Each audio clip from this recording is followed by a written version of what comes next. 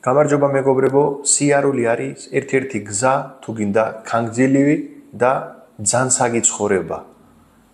ცხოვრება უნდა იყოს ძანსაგი და ახალი კვლევებიც ამკიცებს მაგას, იაპონიაში ჩატარებულია კვლევა, თქვენ თუ 10,000 ნაბიჯი ყოველ დღე დადიხართ, ეს ჯოგი ადამიანი 10,000 ნაბიჯი კი არა 20 დავდივარ.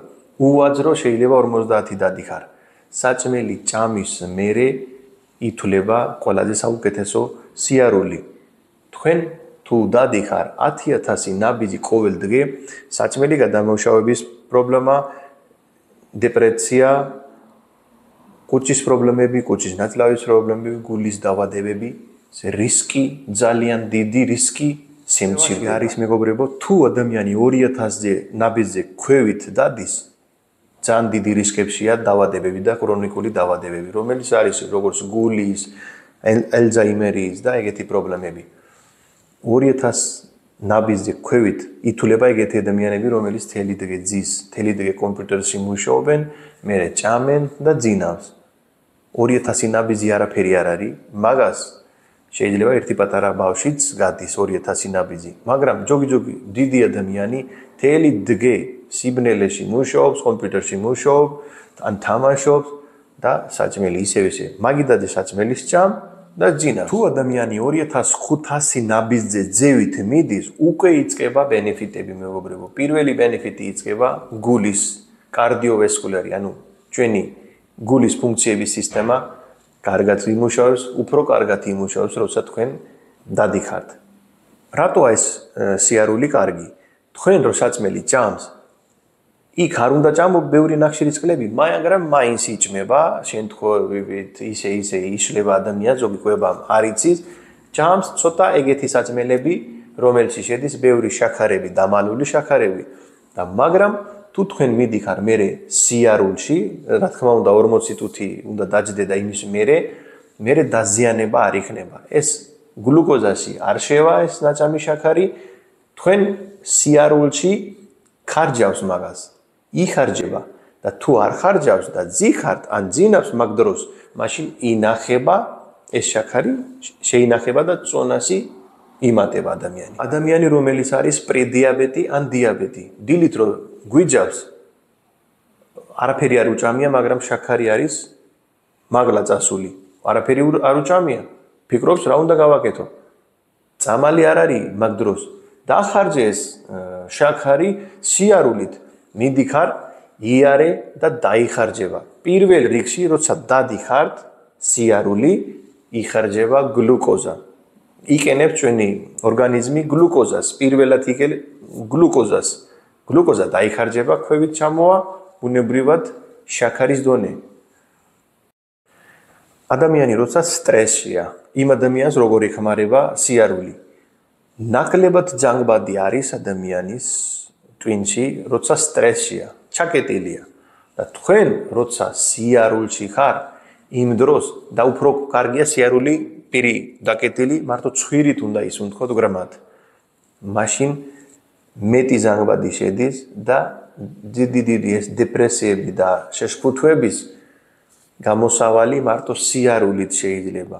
უნდა იარო, ყოველთვის უნდა იარო. წნევა და სიმსუქნე ორივე თუ გაცუქებს, იმ დროსაც დაიწყეთ სიარული. წამალი დიდი ხანი არ დაგეხმარება. ერთი წამალი დაემატება, მეორე, მესამე. სიარული ყოველთვის დაგეხმარება. სიარულში რო ხარ, ეს წნევასაც არეგულირებს.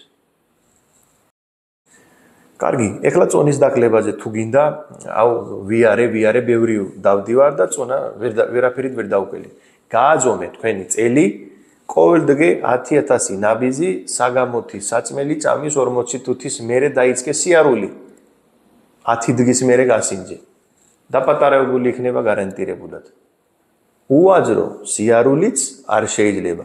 ყოველთვის საჭმელი ჭამის მერე. საჭმელის ჭამის მერე ხდება ეს ყველაფერი მეგობრებო. ცარიელი კუჭზეც შეიძლება სიარული, მაგრამ იმ შემთხვევაში, როცა ადამიანს ეს პრობლემა არ არის. სიცხლში გლუკოზის და რაღაცის პრობლემა არ არის. როცა კუჭში არაფერი არ არის, იმ დროს ჩვენი ორგანიზმი იხარჯება შენახული ენერგია. შენახული ენერგია არის ცხიმი. წონაში სწრაფად დაიკლები თუ დაიწყებ სიარული. მაგრამ ეგეთი პაციენტები, ვისაც გვქონს ოტოიმუნური დაავადება პირველი ტიპის, ან სიცხლში იმ შემთხვევაში მე არ გირჩევს, რომ ცარიელი კუჭი იაროთ. ყოველთვის საჭმელი ჭამე და იმის მერე იარე. და ეს სიარული უფრო ეფექტური იქნება თუ თქვენ იარეთ, ანუ ცოტა სწრაფად. ერთხელ სწრაფად, ერთი თუთი სწრაფად იარე, ორი თუთი ნელა იარე. მერე ერთი თუთი სწრაფად იარე, მერე ორი თუთი ნელა იარე. კიდე შეიძლება თუ არის აგმართი. აგმართში ადი, მერე ნელა დაბლა ჩამოდი. როცა ჩვენი გულის კუნთი ურტყავს მეტად და მერე ორი თუთი დასვენებული იქნება, მერე კიდე interval, ანუ ერთხელ მეტი, ერთხელ ნაკლებად. ცხიმი იწვება იმ დროს ყველაზე სწრაფად. დაჯე რომ ვარჯიშობენ წონის დასაკლებლად, იმაზე უფრო მეტი ცხიმი იწვება, როცა ხარ სწორი კვებაზე და სიარული. სიარული არის ყველაზე პირველი, რომელიც წონის დაკლებაში ყველაზე ეფექტური. ერთი ტიპის სიარული არის მეგობრებო, უკუგმა სიარული. ეს არის ჩვენ არა ვართ მიჩვეული უკუგმა სიარულის და ეს არის ჩვენი ტვინის ფუნქციებისთვის კარგი. როცა ტვინი ესეთი საქმე აკეთებს, როცა მიჩვეული არ არის, აქ ტვირთვა არის და ეს ააქტიურებს, ახალი უჯრედებს.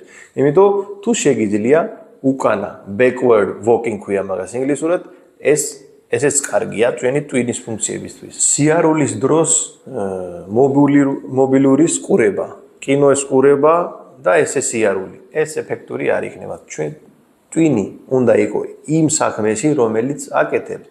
ეხლა ძაფულია, თუ გაქვს საშუალება, რომ გვერდზე არის ქვიშა ან მწვანე ბალაკი. იმ დროს ბექშველა სიარულიც შეიძლება. ჩვენ კონტაქტში ვარ დედამიწასთან, ეს ჩვენი სტრესისთვის, ჩვენი ტვინის ფუნქციებისთვის არის საუკეთესო. 10,000 ნაბიჯი მეგობრებო, გააკეთეთ, თქვენ დაინახავს, რომ ერთი თვეში თქვენი ორგანიზმი სულ სხვანაირია.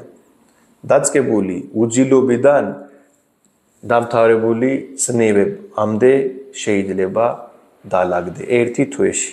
სწორი კვება 10,000 ნაბიჯი. კარგად და ჯანმრთელად. გააზიარეთ აუცილებლად მეგობრებში.